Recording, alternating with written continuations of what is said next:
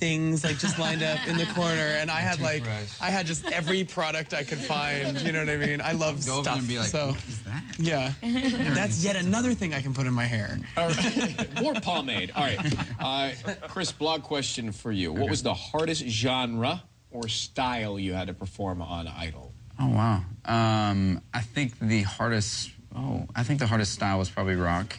Because I felt like it had to be like crazy hard rock, you know, and you know, I did the Beatles, but it was still like it was rockier than like what the Beatles did, and so I think that was a little rough for me, and I knew that coming in. Toughest genre for you, Lil Rounds?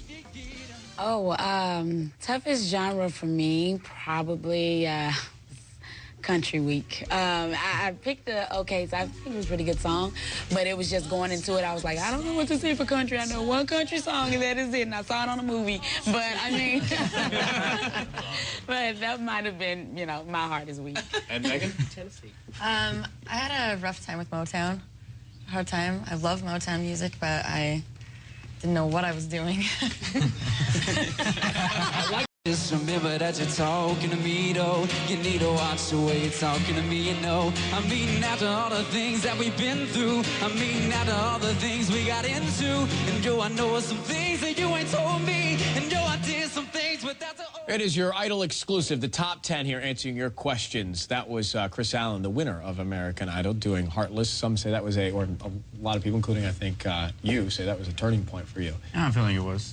Absolutely. And what did you think when Randy, I remember that night Randy said it was better, in his opinion, than the original, and better than the Fray, another band, did a cover of that song. He says better than that, too. I was like, oh, gosh, I hope Kanye's not mad at me. But just the fact that you would know Kanye is kind of a cool thing, right? No, I don't know Kanye. Did you hear from Kanye? I haven't heard from him personally, but I have heard that he did like it, so that's really cool. All right, we appreciate all your questions via Twitter and also online and Facebook. Let's go to this one. The winner's single, No Boundaries. This is a viewer question. It was co-written by Cara Diaguardi. What were the challenges of the song? I'll start with you, Chris. It's hard to sing. It's you know, it like stays up in your upper register for a long time, and it's hard to breathe. Me and Adam talked about it a lot. There's a lot of words. A lot of words. A lot of words in the song. A lot of words. It's a lot of words, and I think I even forgot the words on the show. I don't know if it was caught or not, but I think I did. And so in that moment, do you feel a flash of heat down your spine when you forget something on national television and you're being judged? I think I did it, and I was like, okay, and then I just kept on singing. So I forgot the words during dress rehearsal, and I got really flustered. I was like, oh God, I hope this doesn't happen later. And lyrically, what do you think about the song? It's got a good message. You know, it's talking about the mountains and the hurricanes, and but you know, it definitely is a. I love climbing mountains. Yeah, I climb every mountain and I cross every stream. This question is via CNN's Facebook page for any of the Idol finals. How far in advance do you know the theme for a week? Anoop? It really depends. We normally got about 3 themes at a time, but you know, we were so focused on what we were doing that week that, you know, sometimes we only picked what song we were doing the Thursday after, you know, the previous week. So it was, you know, we, on a normal week, maybe 4 or 5 days to prepare a song for that week.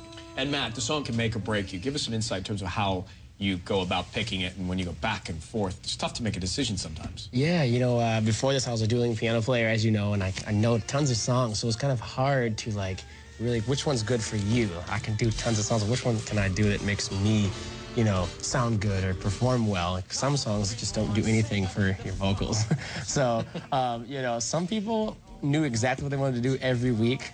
But some people, I think, like me and Danny, like, I think the clear song people or whatever they're called, they would like chase us around for song choices. And we'd be like, no, I don't want to pick it. I don't want to pick.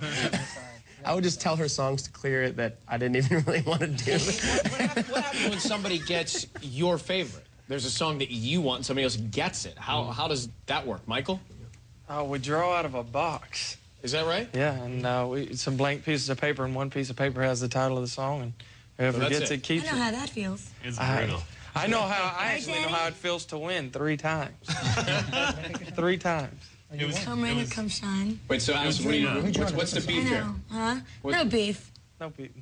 Well, you could have fooled us. The two 23-year-old pianists kept thinking alike. I can imagine. We always pick the same songs. Yeah. We both pick so small. We didn't try. Well, for those who don't know, Scott is visually impaired. Scott, how can you see anything? What can you see? How can you get around them? When I'm facing towards you right now, I can only see like a little tiny part of your face, and because it's good lighting, so I can't really see much detail from this distance, but I can kind of see a little part of your nose or your, right. your I'm forehead. 6'10", 240. I used to play ball. Yes. Are you in? No. Let's scrimmage. You know, but it's crazy. How difficult was it for you being on the show? It's pretty weird sometimes, because as soon as the lights are shining in my eyes and everything, I have no visual reference whatsoever. So actually, something a lot of people don't know, I would run up to the edge of or just jump a little forward to the edge of the stage during some of the group numbers. Let me be honest. Were you ever worried about walking off the edge of the stage? Well, it didn't happen yet, so I'm, and they've been great about helping me around. But honestly, there's a little grid where the floor monitors are, so we can hear what we're singing right at the edge of the stage, and I could feel